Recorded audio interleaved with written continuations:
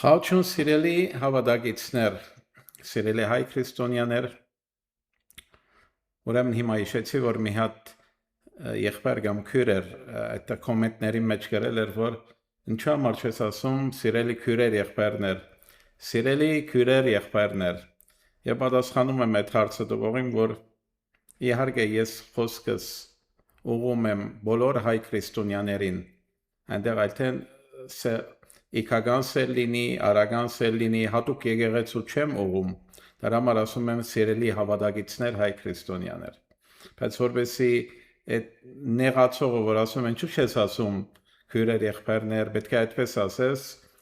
սիրով ասում եմ սիրելի քույրեր եղբայրներ, ուրեմն, ուզում եմ այսօր մի հարցի պատասխանել, որ ինձ ուղարկած է մի քրիստոնյա հավատագիծ, ասում է վայ եղբայր, արհեստական բանականությունով ստեղծված հոգևոր երգեր լսելը չի հագասում Աստծո խոսքին, խնդրում եմ սրա վերաբերյալ մի փոքր խոսեք։ Սա կարծում եմ, որ այս վերջին շրջաններում, ժամանակներում, որ արհեստական բանականությունը բավականի զարգացավ եւ տեսնում ենք, որ ահագին հոգևոր երգեր կան համացանցում, որոնք արհեստական բանականությամբ ստեղծված են եւ շատ երգեր կան, որ իսկապես գեղեցիկ են, գեղեցիկ երգեր են, հոգևոր երգեր են եւ գեղեցիկ երգեր են։ Եվ իհարկե որ դարբեր տեսակի մտածող հոգևոր մարդիկ կարող են լինել, շատերը կարող են կատեգորիկ ծայրահեղորեն ասել չի կարելի, շատերը ասեն ինչ կա դրա մեջ եւ այլն, բայց այս հարցին ուզում եմ պատասխանել Սուրբ Աստծո խոսքին լույսով, սիրելիներ, եւ տեսնենք, որ ինչպես պետք է մտածենք դրա մասին եւ հասկանանք ճշմարտությունը, սիրելիներ, ճշմարտությունը հասկանանք։ Ես սիրելիներ չեմ կարծում, որ Սուրբ Գիրքը որևէ հիմք է տալիս բնթելու, թե արհեստական բանականությամբ ստեղծված երկրպագության երգերն ինքնին մեղք են, մեղավոր են այսինքն։ Աստվածաշունչը իհարկե երկրպագությունը գնահատում է նախ եւ առաջ մարդու սրտով, հրճակվող ճշմարտությամբ եւ նրանով թե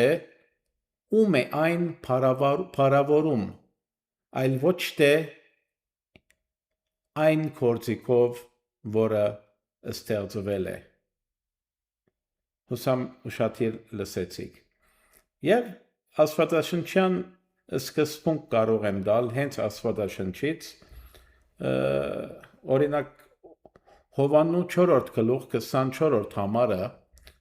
եթե բոլորդ գիտեք իհարկե այդ խոսքը շատ ճանաչված խոսք է, որ Հիսուսն է ասում, որ Աստված հոգի է եւ նրան երկրպագողները պետք է հոգով եւ ճշմարտությամբ երկրպագեն։ Ուրեմն ինչ ենք տեսնում այստեղ։ Այստեղ տեսնում ենք, որ շեշտը դրված է անկեղծ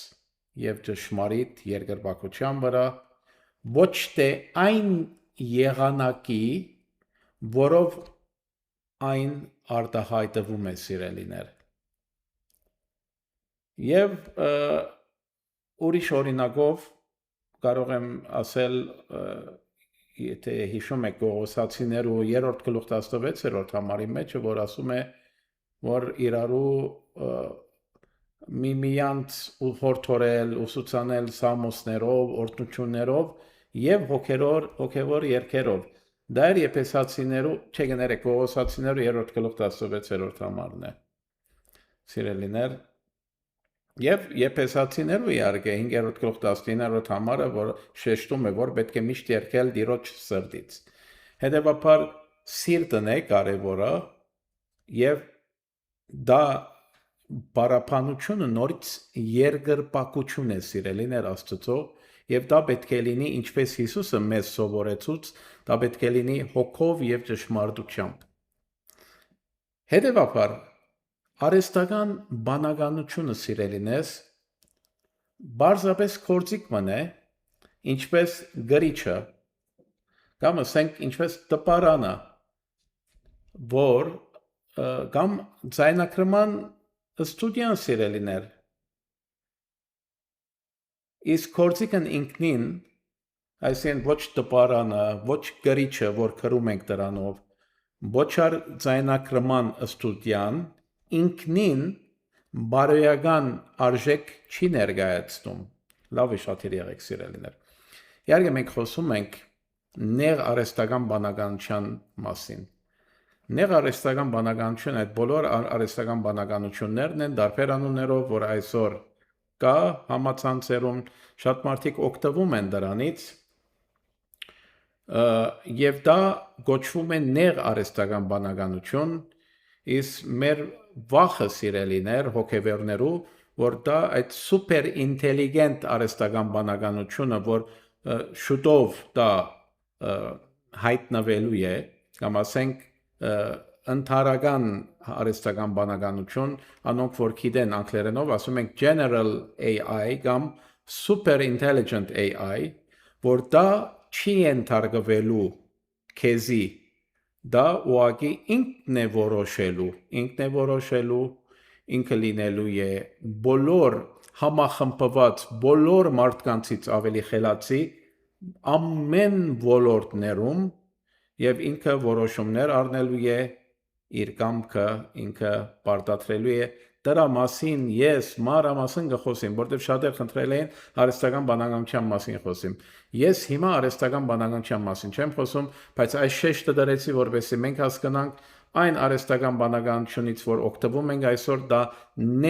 narrow AI գսենք նեղ արհեստական բանականություն է որ քեզ ենթարկվում է սիրելիներ եւ շատերու շատ օգնում է ահագին բաներու մեջ իսկ շատերն կախվածություն են ունենում դրանից եւ ամեն ինչ հարցի պատասխանը արհեստական բանականությունից ուզում են իմանալ եւ նրա վստահում են շատ ավելի քան թե Աստծո սա երկրորդ թեմա է հիմա ուրեմն մնում ենք նեղ արհեստական բանականության մեջ որը ստեղծում ենք դրանով հոգեվոր երկեր որ ասեցին կարող է շատ սիրուն լինի եւ դա հագասում է Աստվածաշնչին, Աստծոխոսքին կամ ոչ դա մենք քննարկում միասին։ Հետևաբար սիրելիներ, ինչպես որ ասեցի, ամենակարևոր հարցը այսպես է։ Արդյոք հիմա բացատրեցի որ սիրելիներ, կորցիկը ինքը բարոյական արժեք չունի, անկախ նրանից, եթե ստուդիոն լինի, նա լինի տպարանը, քրիչը լինի կամ արհեստական բանականություն լինի, որ շատ ավելի զարգացած է։ Հետևաբար իրական հարցը այստեղ ինչն է։ Արդյոք երգը հռչակում է աստվածաշնչյան ճշմարտությունը։ Հետո արդյոք այն փառավորում է Քրիստոսին, թե պարզապես զվարճացնում է մարդկանց ուշադիր։ Արդյոք այն մարդկանց մոտեցնում է Աստծուն, թե շեղում է Աստծուց։ Եվս արդյոք այն օգտագործվում է ազնվորեն առանց խաբեության, որովհետև ես ուշադրություն եմ արել ահագին արհեստական բանականությամբ ստեղծված երգեր, վիդեոներ, որոնք մարդիկ խաբվում են, կարծում են, որ դա ճշմարտություն է, իրական է, եւ այդ դեղատրողները իրենք չեն ասում, որ սա արհեստական բանականությամբ ստեղծված է։ Եվ ուզում են իրենք փառքը վերցնել, ոնց որ, եւ շատ մարդիկ խաբված իրար ուղարկում են, ասում են ինչ լավ է երգում այս երգիչը, ինչ լավ երգ է, ինչ լավ է երգում, ինչքան գեղեցիկ է այս երգիչը, ինչքան հրեշտակային տեսք ունի եւ այլն, բայց սա արհեստական բանականություն է։ Եթե անոր արհեստական բանականությամբ երգ է տեղադրում, պետք է նա ասե, որ սրա մեջի բոլոր երգողները, անձերը դրանք արհեստական բանականությամբ են իրենք գոյություն չունեն։ եւ պատրաստված է այս տեսայարիզը արհեստական բանականության, որովհետեւ դա անգեղծություն լինի եւ խափեություն չի լինի։ Տեսնում եք ինչքան հանգամանքներ այստեղ գոյություն ունեն, պետք է որ դա պետք է հաշվի առնվի։ Բայց եւս այստեղ պետք է կարևոր է մեկ դարբերակում անենք սիրելիներ։ Եթե հարցը այն է, թե արդյոք մեղք է արհեստական բանականությունն օգտագործել երկրպագության երկ գրելու կամ կատարելու համար, ապա իմ պատասխանը կլինի ոչ, ինքնին դա մեղք չի կարող լինել։ Բայց եթե հարցն սիրելիներ այն է, թե արդյոք արհեստական բանականությունն ինքն կարող է երկրպագել Աստծուն, ապա պատասխանը նույնպես հստակ է սիրելիներ, ոչ, արհեստական բանականությունը չի կարող երկրպագել Աստծուն, դա գործիք է, միջոց է, երկրպագությունը պատկանում է այն անձանց, որոնք ստեղծված են գներեք Աստծո պատկերով։ Երկրպագությունը միայն պատկանում է այն անձանց, որոնք ստեղծված են Աստծո պատկերով սիրելիներ։ Հետևաբար արհեստական բանականությունը չունի հոգի, չունի հավատ, չունի սեր Աստծո հանդեպ, չի կարող ապաշխարություն չունի, կամ ինչպես նաև անձնական հարաբերություն, հաղորդակցություն չունի Քրիստոսին հետ։ Բայց այն կարող է Աստծո մասին խոսքերը ստեղծել, բայց չի կարող իսկապես պարապանել Աստծուն։ Դա արհեստական բանականություն է, ինչպես որ ստուդիան։ Ուստի ես այսպես կպատասխանեի սիրելիներ, եզրակացնելով, այսպես կպատասխանեի սիրելիներ։ Աստվածաշունչը չի արգելում արհեստական բանականության միջոցով հոգևոր երգերը ստեղծելը։ Արհեստական բանականությունը սիրելիներ պարզապես գործիք է, ինչ կրկնում եմ։ Կարևորը ոչ թե գործիքն է,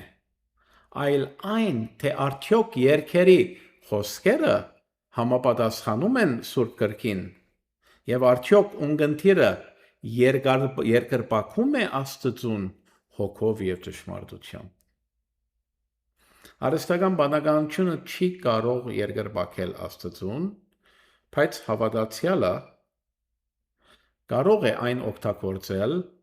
որպես բազմաթիվ գործիքներից մեկը Քրիստոսին փառավորող երգ գրելու կամ կատարելու համար։ Նաև մի կարևոր զգուշացում սիրելիներ կավելացնեի, քանի որ արհեստական բանականությունը գնալով ավելի աստեցիկ